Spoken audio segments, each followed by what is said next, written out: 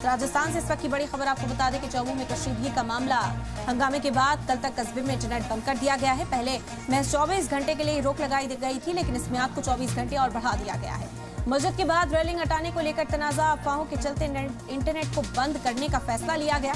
पहले 27 दिसंबर की सुबह 7 बजे तक इंटरनेट बंद था, अब फिर इसे 24 घंटे बढ़ाकर 28 दिसंबर तक पाबंदी को बढ़ा दिया गया है। कानून इंतजाम बनाए रखने के लिए इंटरनेट बंद। पुलिस कमिश्नर के खत के बाद बढ़ाई गई मियाद। डिविजनल कमिश्नर पूनम ने जारी किए ऑर्डर्स। बड़ी जानकारी इस वक्त आप तक पहुंचा रहे हैं। राजस्थान से इस वक्त की बड़ी खबर, चौमू में कशीदगी का मामला हंगामे के बाद कल तक कस्बे में इंटरनेट बंद कर दिया गया है। पहले आज सुबह 7 बजे तक के लिए पाबंदी लगाई गई थी 27 तारीख, लेकिन अब इसे 24 घंटे और बढ़ा दिया गया है, यानी कि 28 दिसंबर सुबह 7 बजे तक इंटरनेट बंद रहेगा चौमू में। बड़ी जानकारी इस वक्त आप तक पहुंचा रहे हैं। कशीदगी देखने को मिली थी। बता दें कि मस्जिद के बाहर की रेलिंग को हटाया जा रहा था, जिसके बाद पूरे इलाके में यह अफवाह फैल गई कि मस्जिद को मुनहदिम करने की कार्रवाई की जा रही है।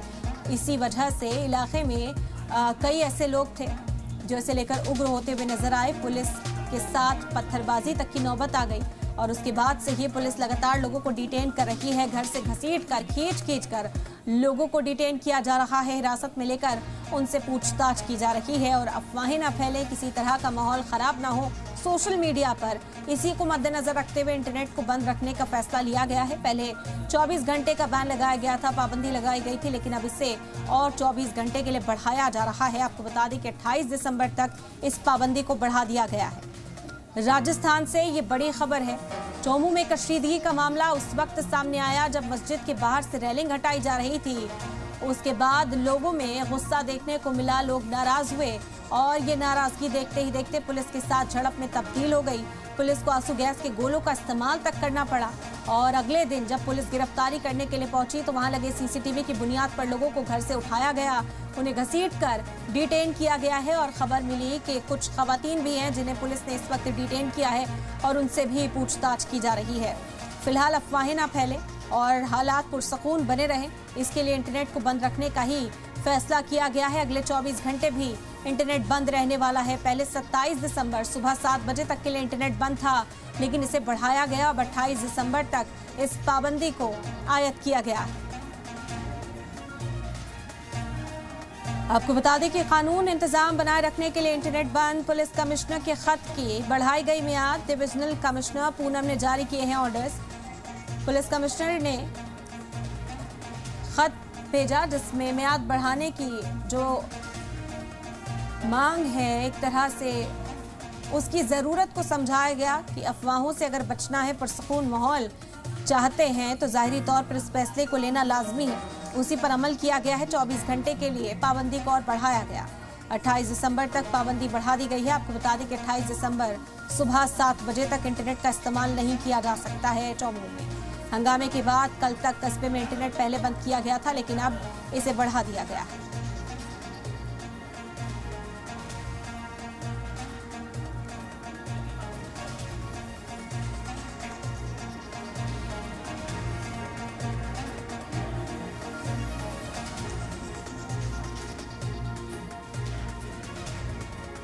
ये पूरा तनाज़ा देखने को मिला।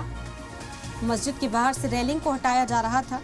इलाके में ये खबर फैली कि मस्जिद को मुनहदिम करने की कार्रवाई यहाँ पर की जा रही है, जिसके बाद लोग जुटने शुरू हो गए और पुलिस के मुताबिक यहाँ पर पथराव किया गया मकामी लोगों के जरिए, जिसके बाद ये पूरा तशद्दुद पैदा हुआ। विष्णु प्रकाश हमारे नुमाइंदा इस वक्त जुड़ गए हमारे साथ, उनसे ज़्यादा जानकारी हासिल करते हैं। विष्णु, आपका रुख करेंगे, इस वक्त के हालात क्या हैं वो जानेंगे सबसे पहले।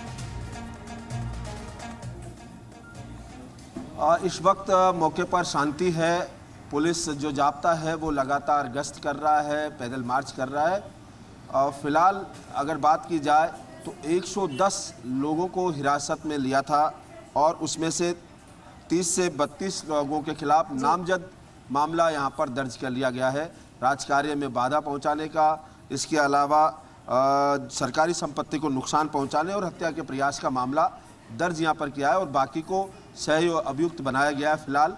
और हिरासत में जब 110 से ज़्यादा लोगों को ले लिया गया तो उनके खिलाफ अभी जांच जारी है। मामला अगर तफसील से देखा जाए तो इस प्रकार हुआ कि वहाँ मस्जिद के बाहर लंबे समय से पत्थर बने थे और वहाँ से जो आवागमन है वो होता था, उस वजह से बाधा पहुंचती थी। तो सहमति बन गई थी कि इसको इस पत्थरों को हटा दिया जाए और उसके बाद पत्थर हटा दिए गए।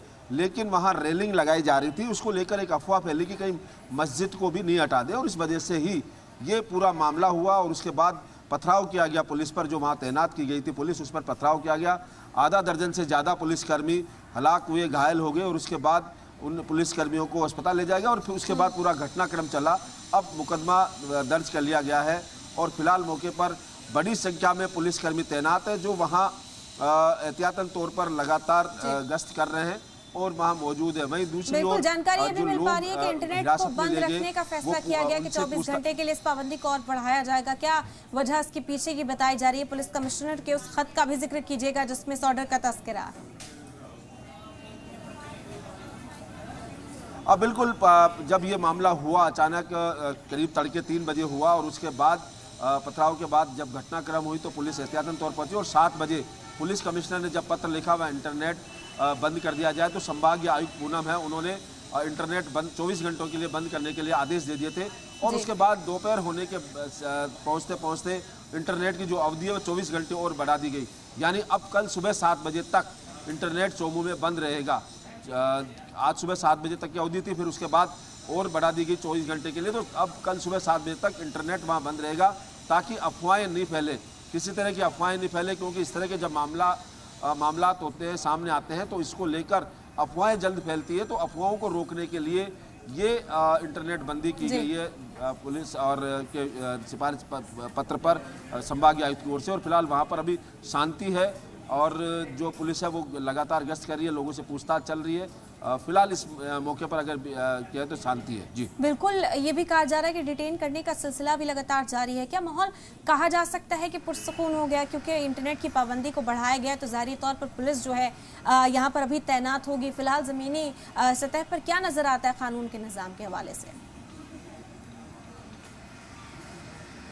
कानून के लिहाज से, क्योंकि जो पुलिस अपनी कार्रवाई कर रही है, लेकिन वहाँ बड़ी संख्या में पुलिस तैनात है। आज भी अगर अब बात की जाए तो डीसीपी वेस्ट जो हनुमान प्रसाद है वो लगातार निगरानी बने रहे हैं। और वहीं दूसरी ओर जो स्पेशल टास्क फोर्स है वहाँ पर जो पुलिस है वो गश्त कर रही है, पैदल मार्च कर रही है, ताकि लोगों में रहे बैर की किस तरह से क्या रहे। और उसके बाद थाना मोड़ जो है, चोमू थाना है, वहाँ के मोड़ से इमाम चौक पठान मोहल्ले में फ्लैग मार्च निकाला गया है।